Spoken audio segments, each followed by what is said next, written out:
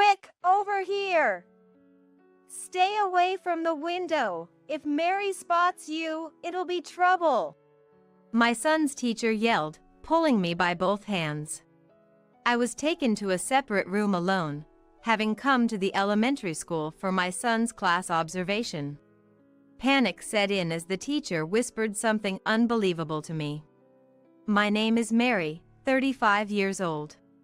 I have a husband, Joe, who is 2 years older than me, and a 10-year-old son, Jim. Joe and I bonded over both being former track members and got married. We're happily living as a family of 3, but I've always felt a bit off about my husband's family since we were dating.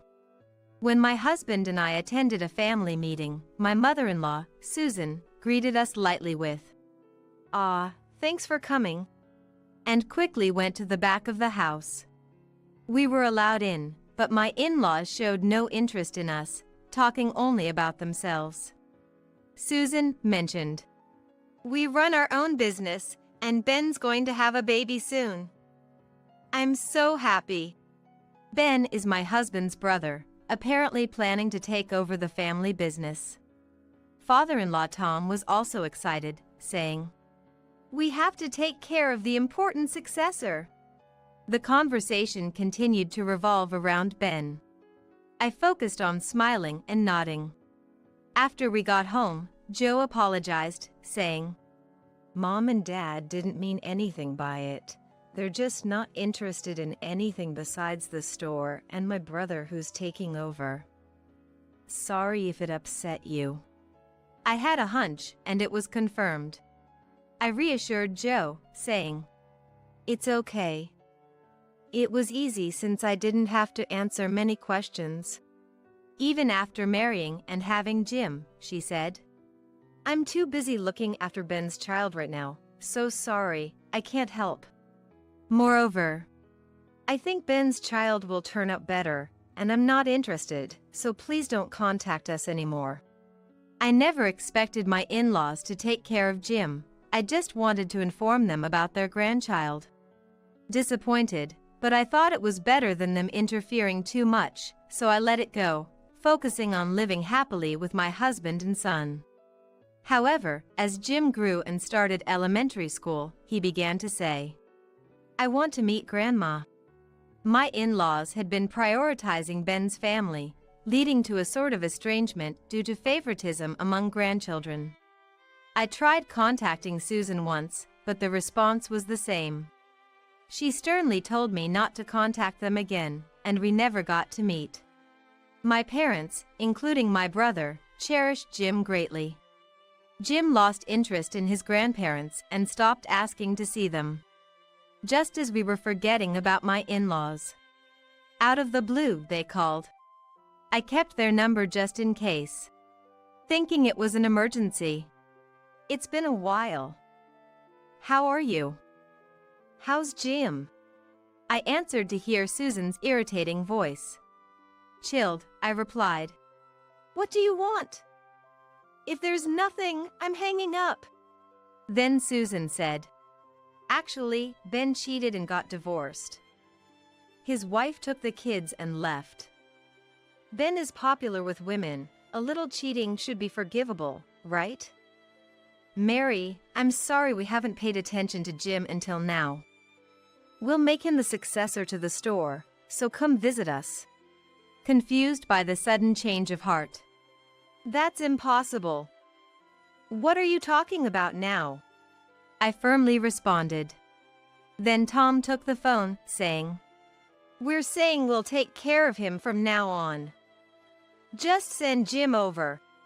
I hung up out of fear.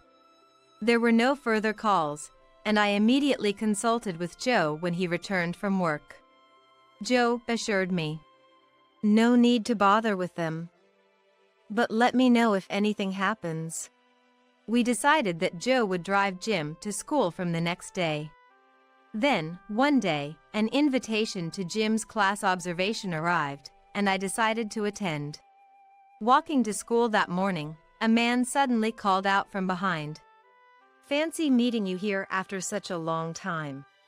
Startled, I turned around to see Ben. I recognized him immediately from photos my husband had shown me. Ben, with a laugh, said, "I've finally found you." Frozen, I couldn't move from the spot. Ben continued, he shockingly proposed. After my ex-wife took the kids, support from my parents diminished. I'm still the heir, so they won't completely abandon me. So, why not divorce Joe and remarry me? At this point, I genuinely felt fear. There was no way I could agree to that, so I firmly told him, "It's impossible. If you have the time to probe into our family affairs, why not reflect on your own actions up to now? It's all the result of what you've done. Do you even realize how absurd your statements are?" But Ben, refusing to listen, followed me even as I quickened my pace. Despite being aware of our surroundings, he persisted. "Enough with this. If you don't want to lose the kids, listen to me. I'm the heir. It's safer than with Joe in the future." His persistence was too much. Since Joe had already gone to work and wouldn't be back for over 30 minutes, I couldn't ask for help. I considered calling the police, but didn't want to miss the school visitation for such an absurd reason.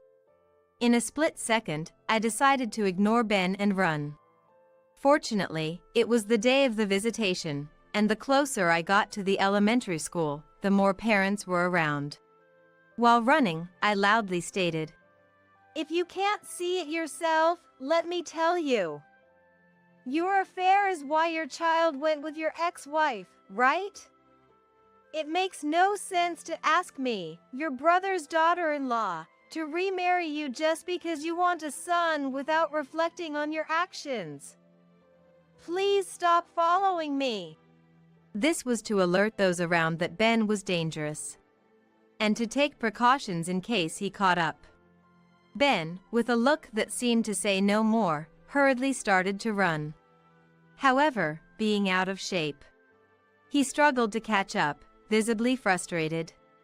Despite my fears from not having run since retiring from club activities, I managed to outrun Ben. Thankful for my low-heeled pumps, I felt relieved in front of the school.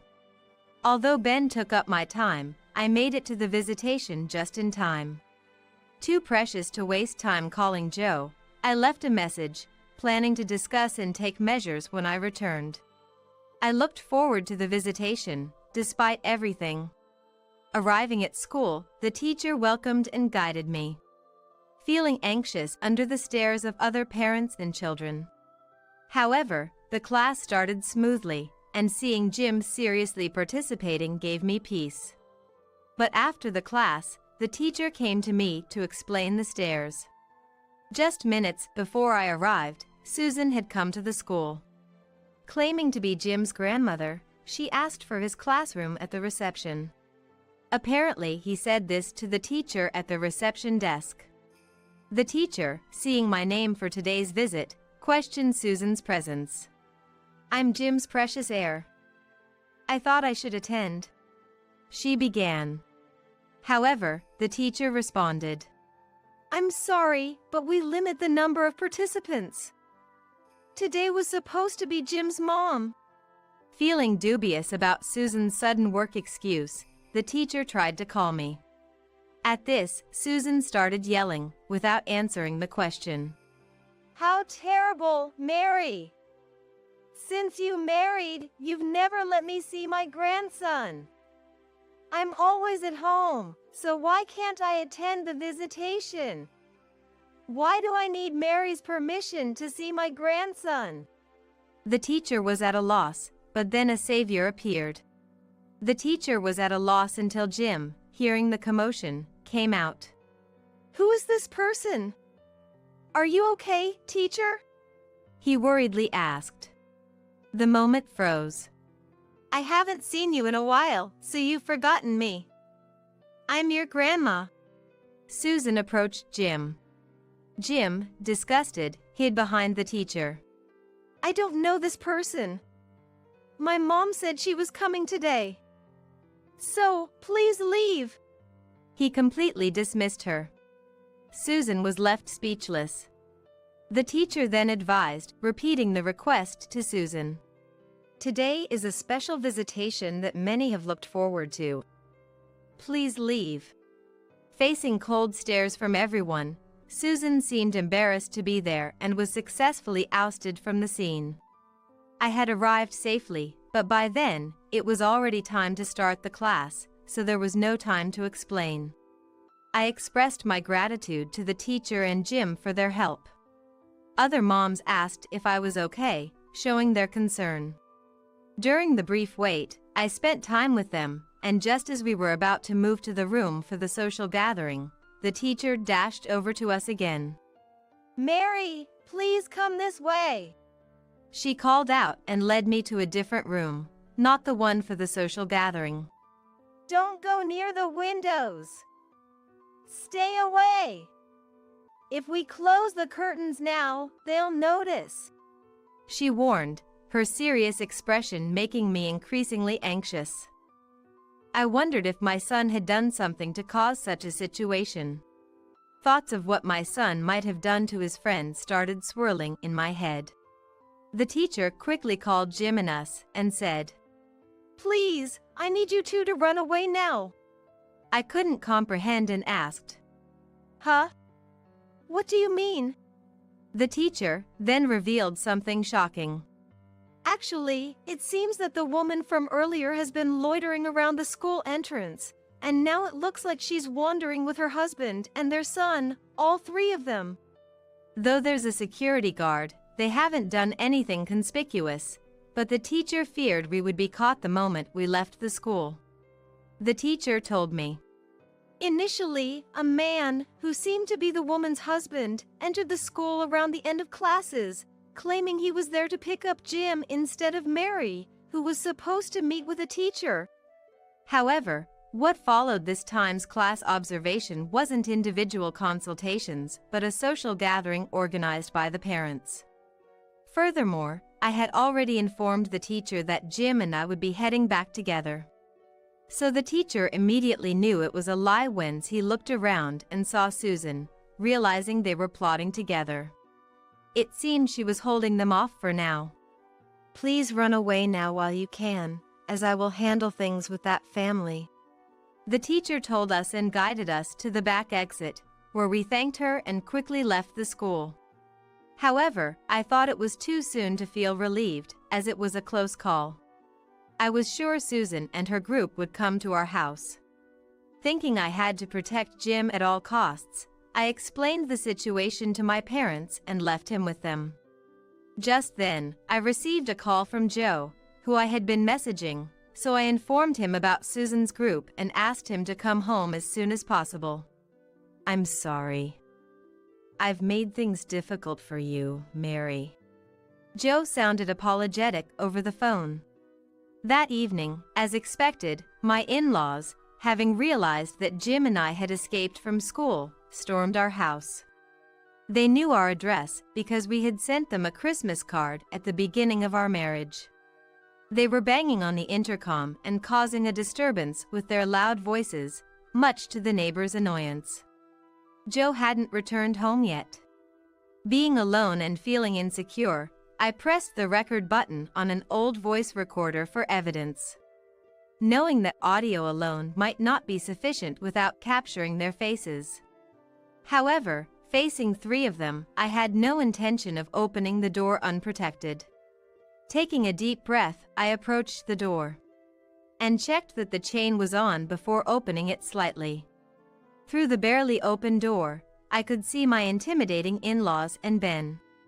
As soon as I opened the door, Susan grabbed the chain and said, How dare you leave without telling us?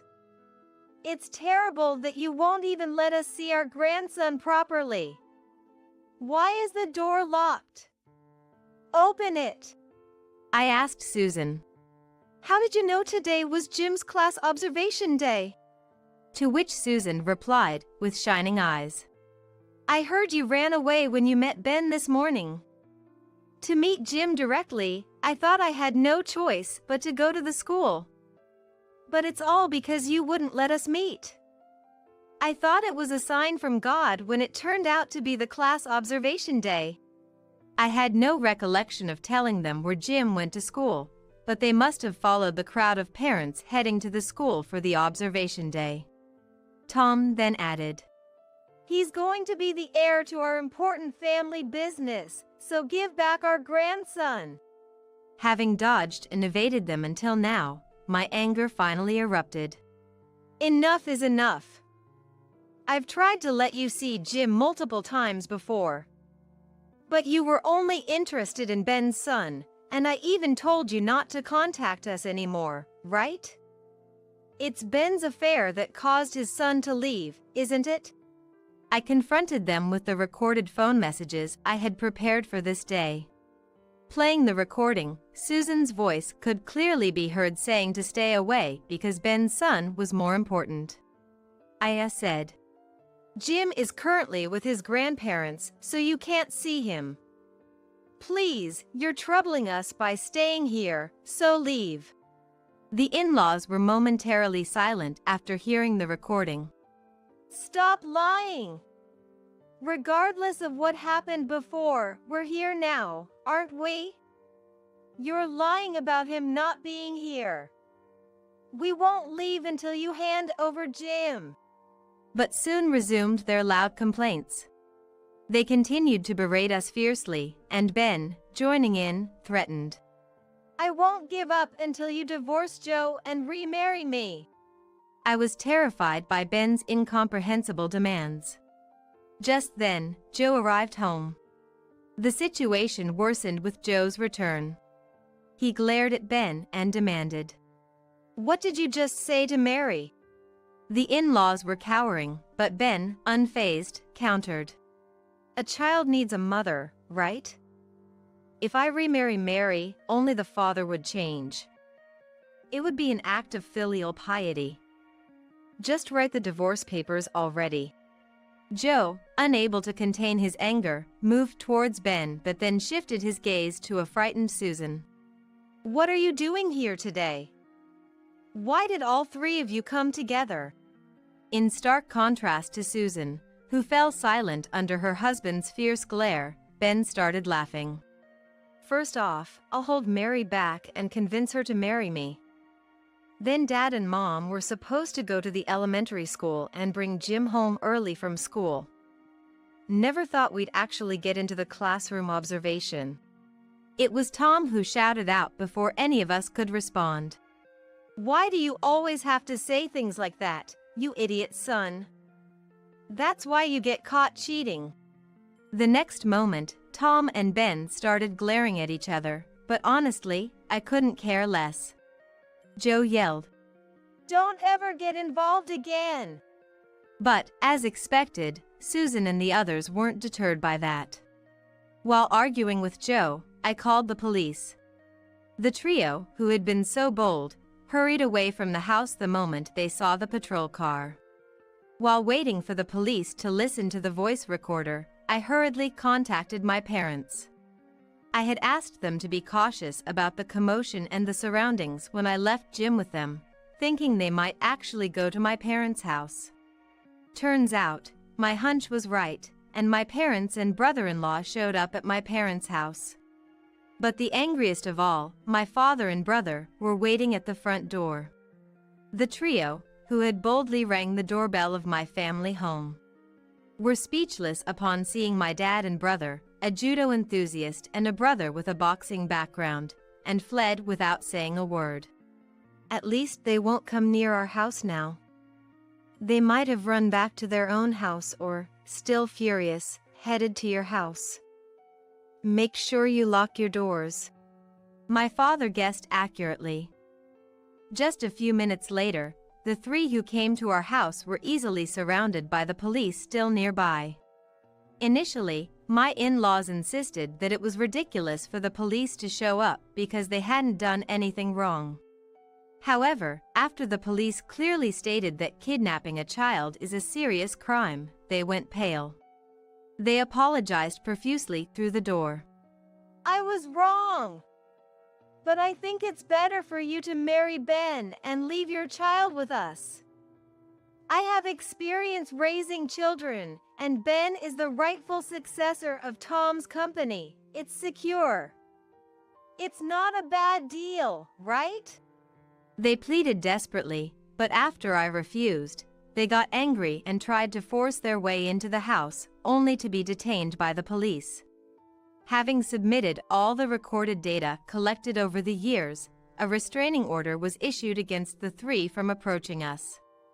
Exhausted but determined, we decided to move immediately. After having taken care of Jim so many times, I went to apologize to my parents and brother. "I'm sorry for causing trouble because of me." To which my father, mother, and brother replied, and they smiled. "It's okay. Mary, you're not at fault. We're just glad you're safe. Call us if you need anything." On the day of the class observation, I had screamed and run from Ben, causing rumors in the neighborhood that his wife and child had run away from him. People had heard about the commotion at my house and discussed how they tried to take Jim away, leading to their isolation. Once one person cuts ties, companies quickly follow suit, and Susan and her family's self-employment failed, eventually leading to their business closing. Ben, who had been proud to be the successor, got furious about the broken promise and apparently left his parents behind. Without jobs or a breadwinner, my in-laws struggled financially. Having saved little, Ben tried to make a new start, but he continued his affairs.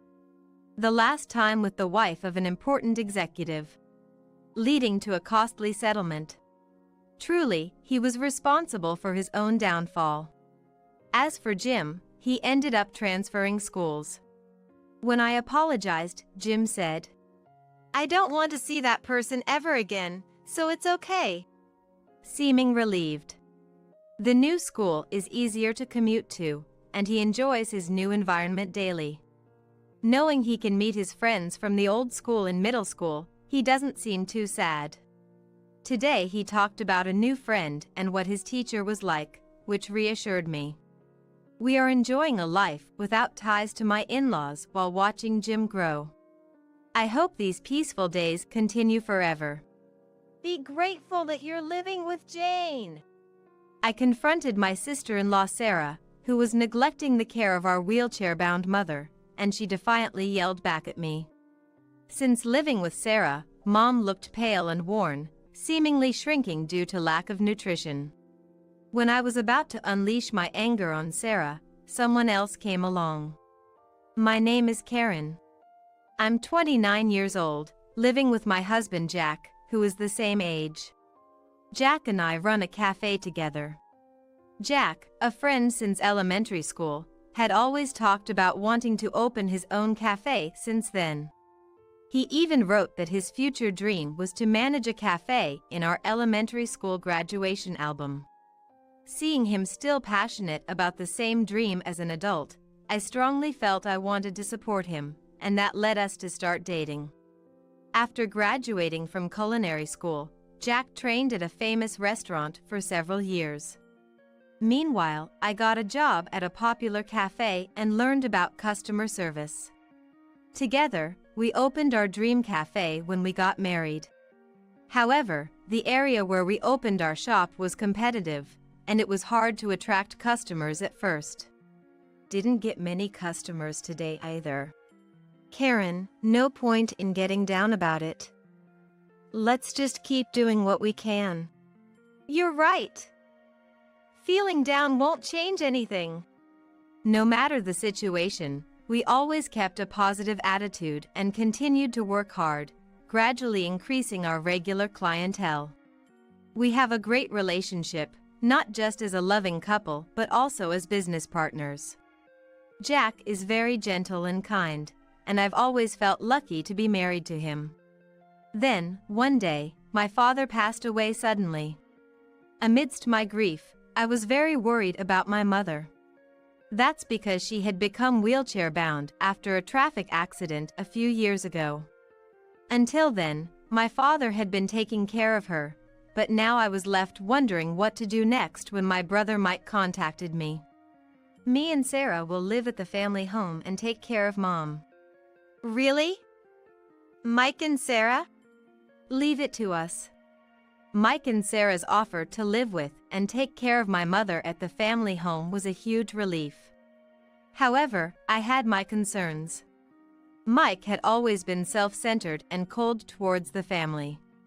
I hardly have any memories of Mike being kind to me. I can barely recall ever seeing Mike being kind to our mother either. Sarah was another source of worry. Sarah is selfish and very assertive. She had bad-mouthed our decision to start a cafe, predicting it would fail. Cafe management is doomed to fail, isn't it? Stupid. Even when she visited the cafe, she complained. This dessert isn't sweet enough. So, I'm not paying for it. Despite having finished it completely. Given these circumstances, I was nervous about leaving my mother in their care, but it turned out Sarah quit her job to take care of my mother upon moving in.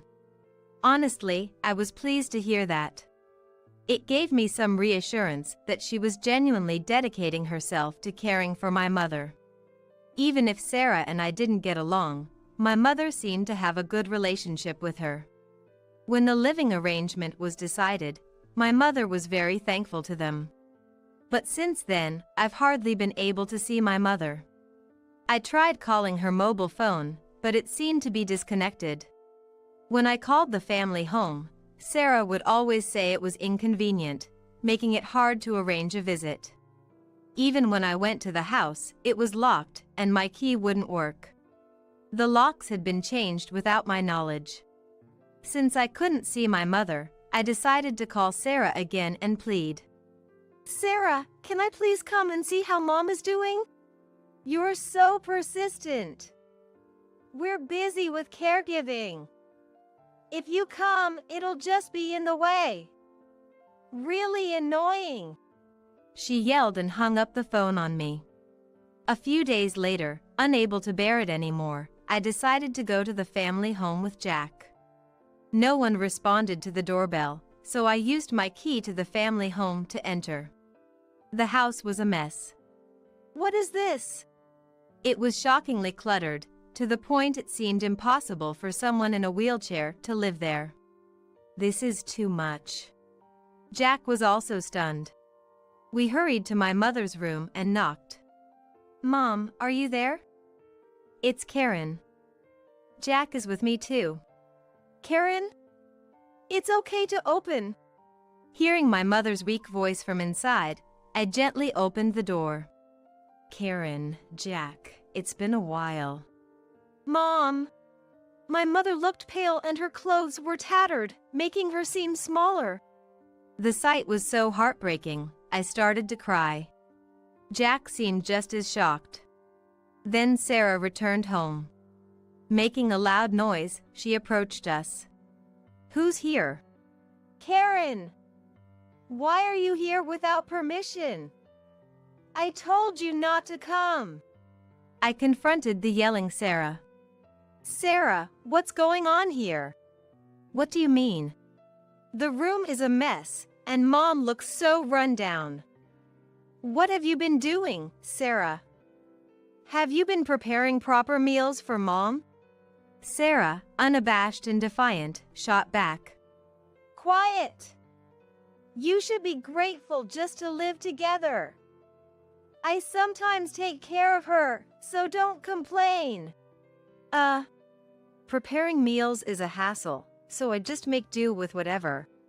My anger reached its peak at Sarah's attitude, and just as I was about to lash out at her, came a voice from the entrance. I'm home. Mike had returned. I sought an explanation from Mike about the situation, but he only gave a look of annoyance and didn't answer. Mike, are you listening? Didn't you say you'd take care of Mom? Was that a lie? I vented my anger at Mike, but it seemed to have no effect on him. Finally, Mike snapped at me. Shut up! If you have a problem, take Mom and leave. Sarah, agreeing with Mike, sneered. That's right. Jane is no longer needed. just get out already. Here's Jane's stuff. Sarah threw my mother's belongings at me and Jack. Even the usually calm Jack seemed unable to contain his anger. Clenching his fists, Jack then suggested to me, Karen, let's live with Jane at our place. Jack, really? Thank you.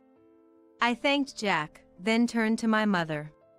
Would it be okay if we lived together? My mother replied, Of course. Jack, Karen, thank you. And so, Jack and I decided to take my mother home with us.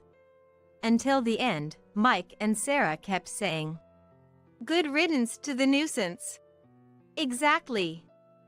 Now we can live comfortably. Their vile remarks continued. My mother, while upset by Mike and Sarah's behavior, seemed grateful that they had lived together.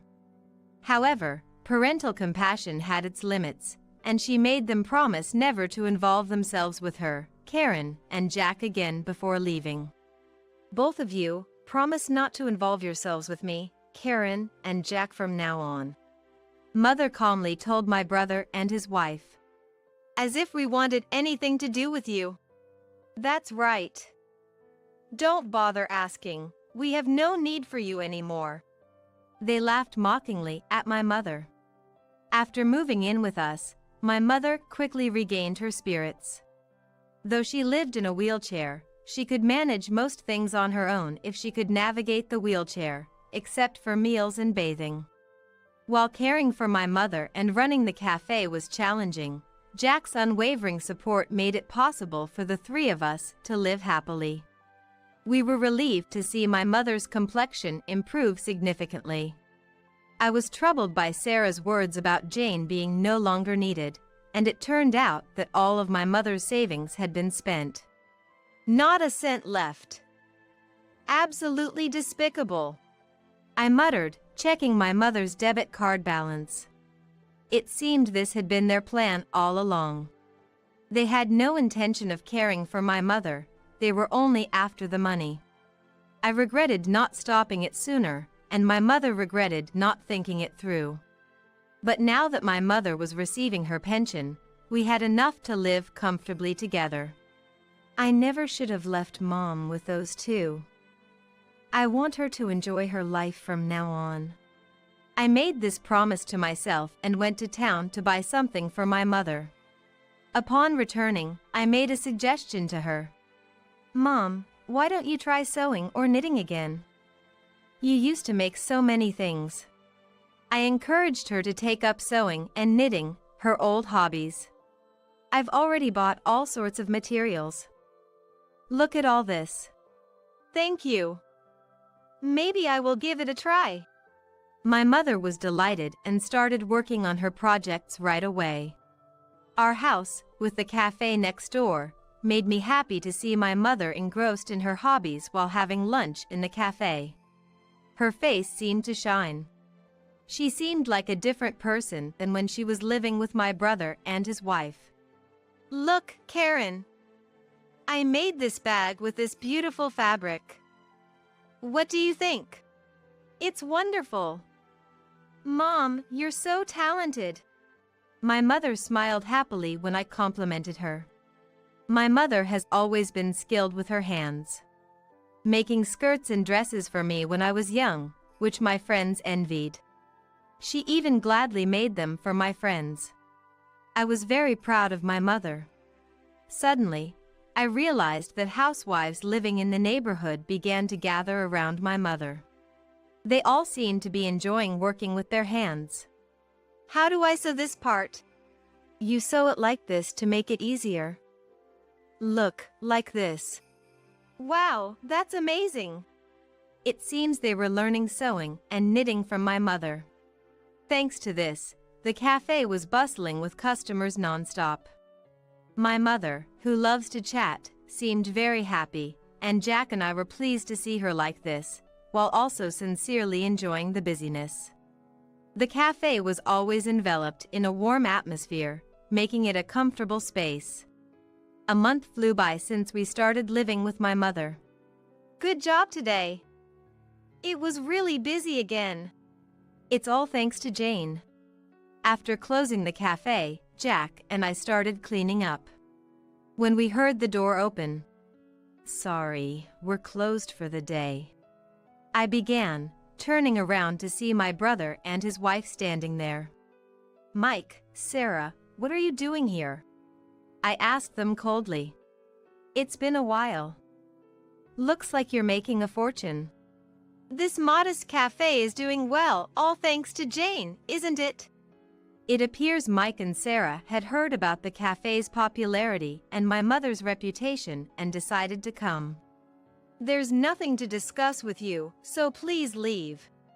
As I said this, my brother and his wife became furious. "We want a share of the profits made thanks to Mom and her pension. Your cafe's success is because we handed Mom over to you." "That's right. It's all thanks to us. Give us the money." Their outrageous demands infuriated Jack, who retorted, "What are you saying? Your demands are ridiculous." The argument escalated further. "Shut up. Just give us the money. Mom has plenty of pension money, doesn't she? Hurry up. We won't leave until we get the money. Hand it over quickly." Their faces twisted in greed. My brother and his wife were screaming. Seeing their faces, Jack and I were disgusted and about to retort when my mother appeared. "Enough is enough."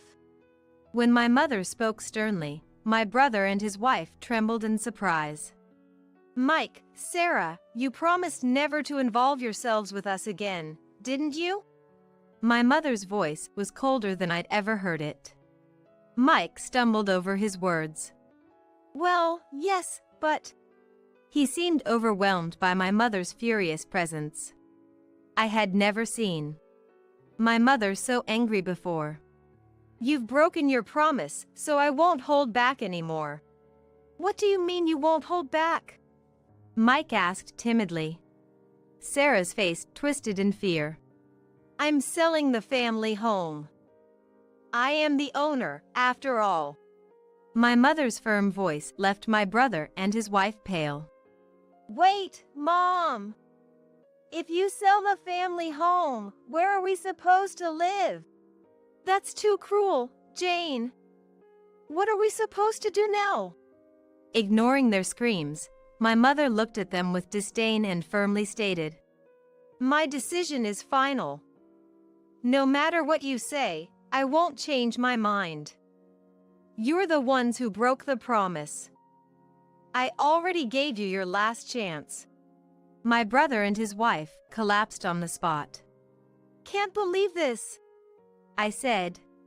"It's your responsibility, isn't it? Please leave now." Giving them a cold look. But my brother and his wife, in despair, hardly moved from their spot. Both of them were muttering, "It's all over. What's going to happen to us now?" To them, Jack coldly said, "If you continue to loiter here, we'll call the police." Not wanting to deal with the police, they finally started to move slowly and left the shop. Their departing figures lacked spirit, staggering as if they were about to collapse at any moment. Afterward, my mother really did sell the family home. She meant what she said. It seemed my brother and his wife thought that if they behaved, my mother would change her mind. They were furious, thinking it impossible for her to sell while they lived there, calling her a terrible mother for kicking out her own son. When they came to our house and caused a scene, we finally had to call the police for real. Being warned by the police seemed to have shocked them, as they haven't come to our house since then. They've been spreading rumors to friends and acquaintances, claiming they left a cruel mother and sister behind, even though no one asked. However, living with my mother, they had used her savings and pension for a lavish lifestyle, and couldn't shake off those habits, ending up in debt. Apparently, both had debts even before moving in with my mother, which only increased over time. Mike had gambling debts, and Sarah's were from buying luxury brands. They were irresponsible. Now without a home, they were forced into a poor lifestyle. Somehow they managed to contract an old, cheap apartment and are living a modest life there. I hope they take this time to reflect and reassess themselves. On our side, thanks to my mother, our dream of running a cafe is on track, and now it's not only the cooking that's famous, but it's become the best cafe in the area. We've been featured in TV and magazines, becoming a well-known establishment that attracts customers from all over. The cafe's cooking and my mother's sewing classes are often highlighted together. Customers continue to come specifically for my mother's sewing classes. With many students, my mother seems more joyful than ever, which makes me very happy. We want to continue protecting this beloved cafe as a close-knit family. Can I hold the baby too? Tears streaming down my face. I said this upon seeing the newborn baby. Then Eva and Johnny looked at each other and started to laugh. What are you saying something so funny for? You don't have to ask to give a hug. I thought they would say something like that and approach the baby, but then, hey, don't come any closer. Eva said, laughing. I thought I misheard, but I hadn't. After all, why should I let a stranger like you touch my child? Stranger? Johnny also looked at me and laughed. We don't need you anymore. He threw the words at me as if spitting them out. Seeing me frozen and unable to speak, they both laughed. Were all those days a lie? Was I the only one enjoying our time together? It felt like the world was going dark. No, it was fun. You made a lot of money for us. Fed us, right? Yeah, right. We could live luxuriously, and you did everything we said. There was no love or gratitude for me there. I had been deceived for over 20 years. I couldn't help but burst into laughter at my own stupidity.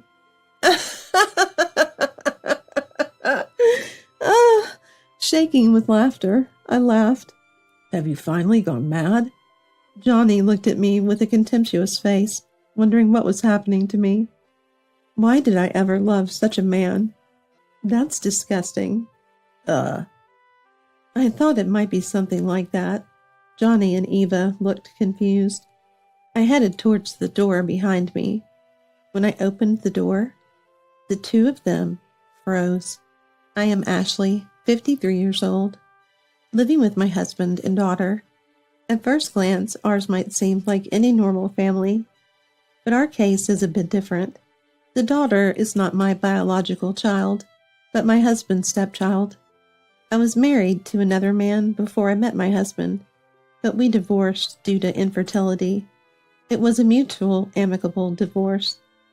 Knowing I couldn't have children, I threw myself into my work like never before. Work was the only purpose I had in life. Before I knew it, I became one of the top performers in the company, and that's when I met Johnny, who would become my husband. Johnny worked at a client's company and was a kind young man of the same age. The first time we met was when my heel broke during a visit to Johnny's company, and he helped me. That was the start of everything. Every time we saw each other, we greeted and gradually started to talk more. Before long, I found myself looking forward to meeting Johnny. One day, when I went to Johnny's company, there was a little girl, about 3 years old, in the office. Curious, I asked the receptionist, who told me that the girl's name was Eva and that she was Johnny's daughter. Eva's mother had passed away shortly after she was born. Since then, Johnny had been raising her alone, working while taking care of her. Sometimes when Eva couldn't go to the childcare center because of a fever, she would wait in the office like this. There was a cooling gel patch on Eva's forehead. Just then, Johnny returned to the office. Oh, Ashley, here for another meeting today? He greeted me with a smile. Yes, that's right. I imagined the unseen struggles Johnny must be facing. I heard about Eva. Johnny was surprised, but quickly smiled again.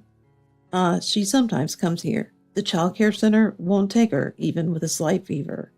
I see. I'm sorry. Don't mind me, and please go home early to rest. For someone without children, I couldn't imagine how hard it must be. Yes, I will. See you then. With that, Johnny picked up Eva and left the company. Even during the meeting, I couldn't stop thinking about Johnny and Eva. There are many people raising children alone. Surely each family has its own set of struggles. Even families with both parents present have their hardships. As someone who can't have children, I might end my life without knowing any of that struggle. Suddenly, dedicating everything to work seemed lonely. I wondered if there was something I could do to lessen Johnny's burden. Without realizing it, my heart had been stolen by him. Since then, I sought out more opportunities to talk to Johnny. We exchanged contact information, and it didn't take long before Eva was included in our meals out together. Eva grew fond of me, and the three of us started spending more time together. When Eva turned 4, I want to eat Ashley's cooking every day. Casual remark pushed my feelings forward. Johnny, a bit embarrassed. Hey, Eva, Ashley is busy. Don't make unreasonable requests. Chided Eva, but I wondered what he really felt. A few days later, when the three of us went to the park, I asked Johnny. The other day, what Eva said made me really happy. Johnny looked as if he didn't know what I was talking about. If it's okay with you, shall I cook every day? Johnny's expression changed, as if he just realized. Was that unclear? I mean, you and... Before I could finish, Johnny interrupted me. Please, wait. My heart raced. Johnny looked at Eva playing on the playground equipment, then sighed. Maybe I was overstepping. I was filled with anxiety. I can't put any more burden on you, Ashley. Johnny muttered. Was it a mistake? Meals. No, let's share the household chores. I couldn't believe my ears. No. I mean, you're busy with work, so I'll take on some of the household chores as well. Does that mean... Could I be misunderstanding? Are you asking me to marry you? Oh, yes. Sorry, that's right. No, I mean... Johnny was flustered, but then he straightened up and faced me directly. Sorry for being unclear. I'm not much, but please marry me. Yes, I answered with a beaming smile. In the distance, Eva called out to Johnny. Yet we held hands and looked into each other's eyes. 20 years have passed since then. Since that day, we became a family and have spent our time together. Eva, who was 4 then, is now 24. I've continued working as always, though I had an inheritance left by my late parents. Above all, I wanted to do something for Eva, who cherishes me as her real mother. Even when I was busy with work, Johnny and Eva never complained and helped with the chores. But just as Eva said that day, wanting to eat my cooking every day, I made sure to cook at least 1 meal a day. From graduating childcare center to finishing university, I've tried to fulfill Eva's wishes as much as possible. School events, hobbies, cram school, I let her do everything she wanted, just like other kids. Eva grew up honest and energetic, graduated from university 2 years ago, and now works for a local company. All that's left is for her to find someone good and get married. Lately, I've started to think that way, becoming a full-fledged mother. Contrary to my feelings, I started feeling Eva's attitude towards me was cold after she started working. The first sign something was off was when she stopped eating my meals. Once or twice might have been okay, but she started eating out whenever I cooked. Puzzled, I consulted Johnny. Eva is working now, a member of society.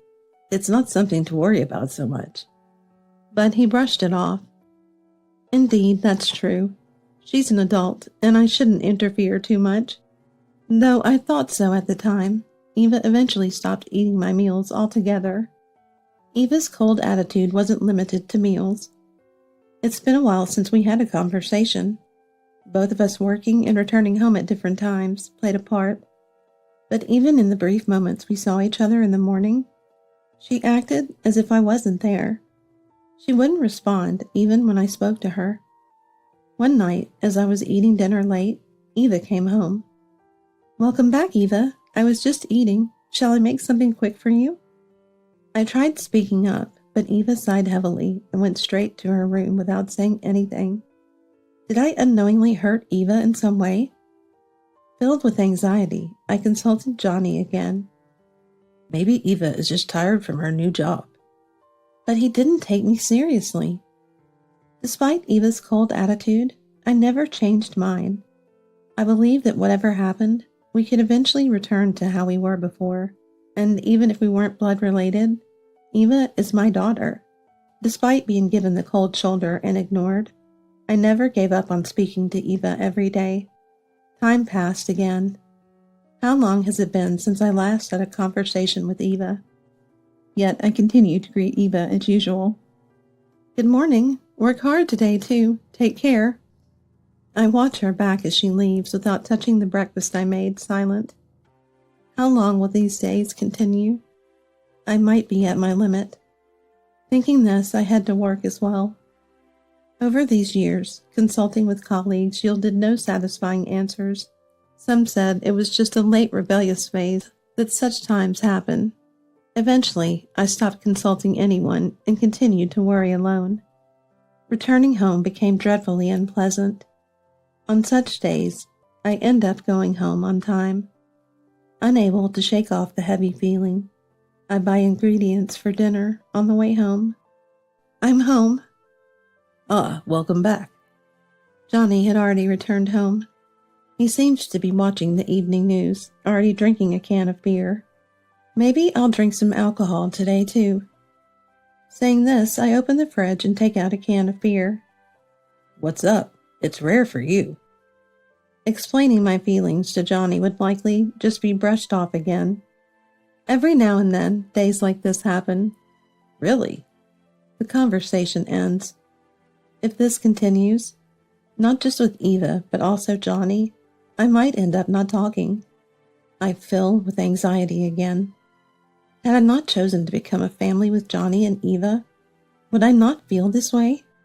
Thinking this far, I snap back to reality. No, stop thinking any further. I tell myself, taking a deep breath, to blow away the anxiety. At that moment, "I'm home!" Eva seems to have returned. As she passes the kitchen heading to the living room, I call out to her. "Welcome back, Eva. You're early today. I'll start preparing dinner, so just wait a bit." Expecting to be ignored as usual. Don't give in. Don't flinch. Act as usual. I chant to myself like a spell. Eva sighs heavily. "Yeah."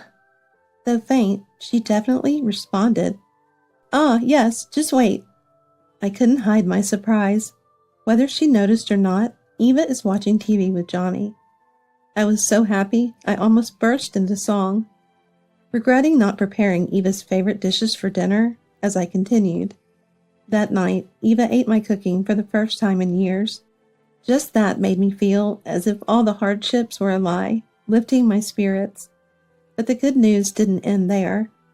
At dinner, Eva revealed she had someone she wanted us to meet. Today was the best day. For the first time in a while, I slept well until morning. The man Eva introduced, Leon, was wealthy enough to intimidate both me and Johnny. Leon, 4 years older than Eva, comes from a family working in one of Japan's leading corporations. Though his father wanted him to work in the same company, not wanting to rely on his parents' influence, he job hunted on his own and ended up working at the same company as Eva.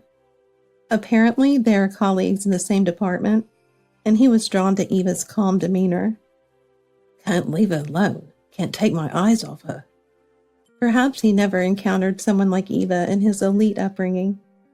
I shouldn't be the one to say this, but Eva lacks competitiveness. Should I say she's laid back? Even from my perspective, she's a relaxed daughter. Having lived in a cutthroat world where work was everything, competing to be better than everyone else, I could understand why Leon was drawn to Eva. Seeing him smile shyly next to Eva, I felt reassured. Despite the apprehension due to his family's wealth, he was a very ordinary young man in person. An unbiased, straightforward young man. I looked forward to meeting his parents. On the day of the family meeting, Leon's parents came from Boston to our state. Leon had arranged for us to meet at the state's most prestigious hotel restaurant. I used it occasionally for work dinners, but both Johnny and Eva looked nervous. Well, it's about the marriage of our daughter, who we've raised so dearly. Their tension wasn't just because it was an unfamiliar place. And there I was, somehow calm. Why, I wonder? I think of Eva as my real daughter. Seeing them tense up made me unconsciously think I shouldn't get dragged down too. While analyzing the situation, Leon and his parents arrived. This time, with such fine weather. Johnny begins his greeting with a voice that can't hide his nervousness. Thank you for coming all this way to such a rural area. As Johnny stumbles over his words, I speak up in his place. Not at all. Please don't feel nervous. Today we're here as parents of our children, hoping to enjoy a meal together. Leon's father, Floyd, had a genuinely friendly demeanor with no hint of pretense, and his mother, Sharon, smiled beside him. We were truly looking forward to meeting Eva and both of you today. Sharon, who should be around our age, still had the grace of a young girl. Is this the behavior of the upper class? I was so moved I nearly forgot I was a parent, but I managed to respond. Truly our daughter isn't much to speak of, but Leon seems to have taken a liking to her gentle nature. To which I said, Same here, this one always rebels against me, but to bring home such a gentle woman, I was reconsidering my view of him. Greetings aside, as we took our seats at the table, a luxurious meal was served. Eva and Johnny, seeing the splendid dishes, seemed to relax a bit. By the time the champagne for the toast was empty, we were all engaging in smooth conversation. Though I had braced myself for dealing with upper-class people, the more we talked, the more at ease I felt. It turned out Floyd wasn't always wealthy. Our conversation flowed from tales of our youth to hobbies and recent interests, exciting us to the point where the younger two seemed lost at times. Before we knew it, the course meal ended, and dessert and coffee were served. The family meeting concluded in a consistently warm atmosphere. I exchanged contact information with Sharon, and we became so close as to go out for lunch together occasionally. Months later, Eva and Leon had a lavish wedding and started living in a condominium near our home. A year later, we were overjoyed to learn of Eva's pregnancy. Eva quit her job easily and started visiting our home often. She spent more time at our place than at her new home with Leon. Given her frequent visits, I suggest she spend more time at home with Leon, but Leon is at work anyway, and I haven't been feeling well, she would say, showing her dependence on me. When it's your cooking, I can eat. With those words, how could I turn her away? I found myself not only preparing meals, but also cleaning their new home and driving her to shopping trips, fully taking care of Eva. As a mother, I believed it was my duty to be there for my daughter during her tough times. However, her constant phone use and occasional whimsical outings did concern me. One day, Leon came home with her to our house, and seeing Eva lounging on the sofa, always on her phone, he said, Eva, why don't you move around a bit? Ashley must be tired from work as well. But it's fine. Ashley does it because she wants to for me. She was chastised. Sorry, Ashley, for even making prepared meals for us. Seeing Eva's unchanged behavior, he apologized to me. Leon really is a good young man. Well, it can't be helped. After all, I played the part in raising Eva, and it's not something you should apologize for, Leon. Besides, things will surely change once the baby is born. I wasn't sure if I was reassuring Leon or convincing myself. Months later, Eva gave birth. I was with Eva from the onset of her birth, contacting Leon, his parents, and Johnny. Leon was with her in the delivery room, witnessing the birth. During that time, I was restless. Never having experienced childbirth myself, I couldn't even imagine the pain she was going through. Praying, Sharon comforted me. Eva's delivery seemed smooth, and soon both mother and child were healthy and smiling. I was moved to tears. I couldn't wait to hold the baby, but I had to wait until the next day to hold the baby, leaving Leon behind as we went home, planning to visit the hospital again the next day. Visiting Eva's room the next day, I saw the newborn baby sleeping in the crib. Seeing a newborn up close for the first time, I couldn't hold back my tears again. I can't wait to hold you in my arms. Just when my true feelings slipped out, baby started crying in a feeble voice. We were asked to step outside the room because it was time for breastfeeding. Soon, Leon will finish work and come here, so I'll go buy a cake while I'm at it, said Sharon as she left the hospital. Hearing Eva calling us from the room, Johnny and I entered again. This time, I could finally hold the baby. I asked Eva, "Can I hold the baby too?" Then Eva and Johnny looked at each other, burst out laughing. What are you saying something so funny for? You don't have to ask to give a hug. Thinking that it was okay to approach Eva and the baby without asking. Hey, don't come any closer. Eva said, laughing. I thought I had misheard, but that wasn't the case. After all, why should a stranger like you touch mine and Leon's child? Stranger? I looked at Johnny with a desperate hope. So this time has finally come. Johnny also laughed as he looked at me. Eva found a better golden goose than you, and she has given birth to a child who inherits that golden goose's blood. Was this person really the one I had spent so much time with? Johnny's face seemed so hideous to me.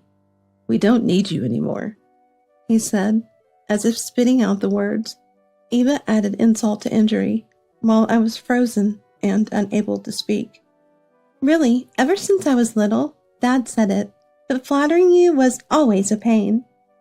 And you seemed to enjoy getting whatever you wanted just because of that, didn't you?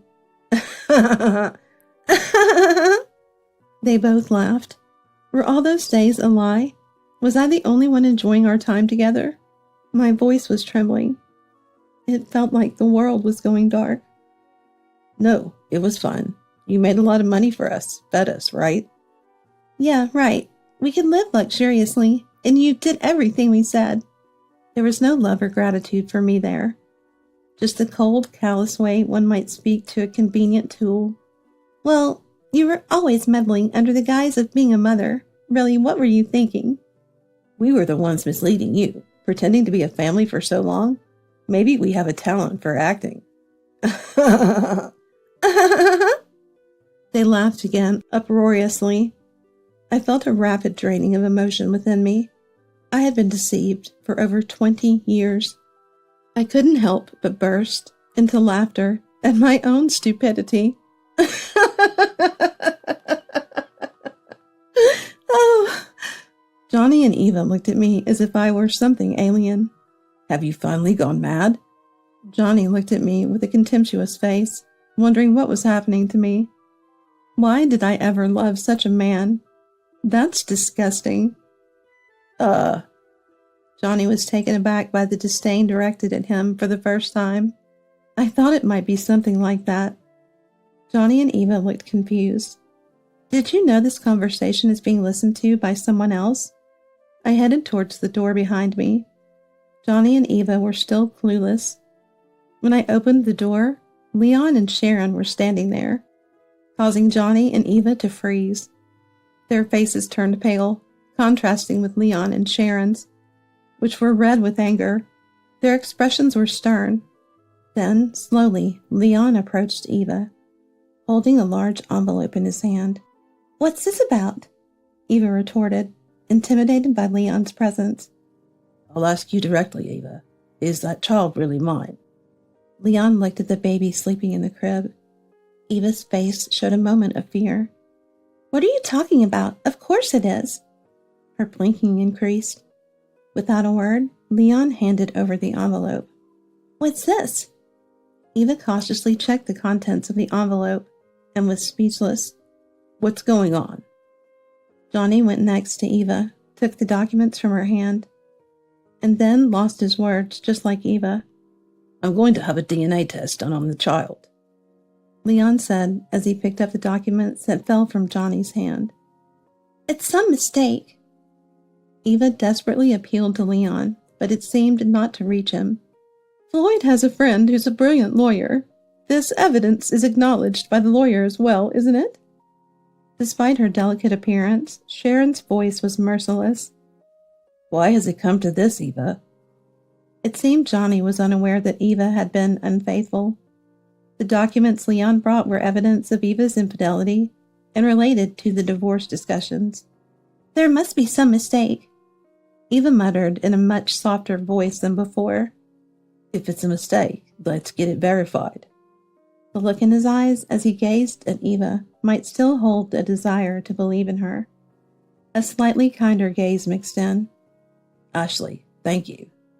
Leaving Johnny behind, we left the room. Leon expressed his gratitude politely.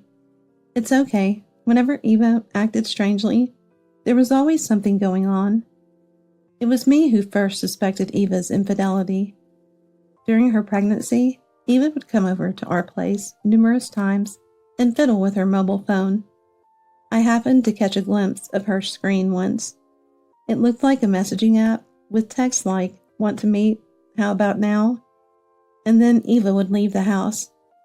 Leon was supposed to be at work, and there were some concerning details for just a friend. Around that time, when Leon came to pick up Eva, he consulted with me. He mentioned how Eva seemed indifferent. I explained it might be the emotional instability common during pregnancy, but my suspicion wasn't based on solid evidence. I couldn't confront Eva with such doubts. Leon, on his part, started an investigation on his own. The investigation revealed the possibility of Eva's infidelity and her being pregnant with another man's child.